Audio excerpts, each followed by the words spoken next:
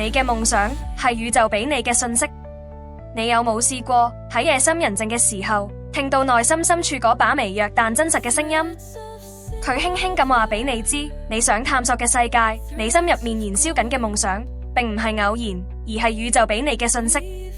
每一個夢想都係宇宙引領你走向真正屬於你道路嘅指引。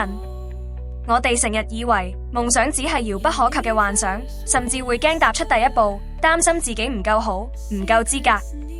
但請你相信，當宇宙喺你心入面種下一顆夢想嘅種子，佢亦都已經賦予你令佢綻放嘅能力。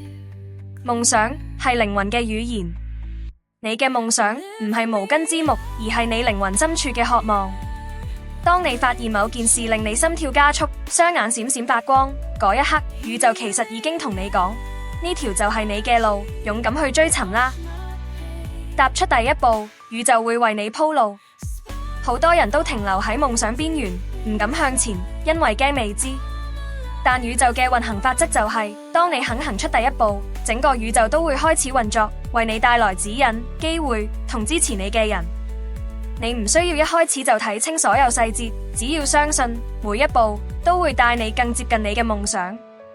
相信自己，亦都相信宇宙。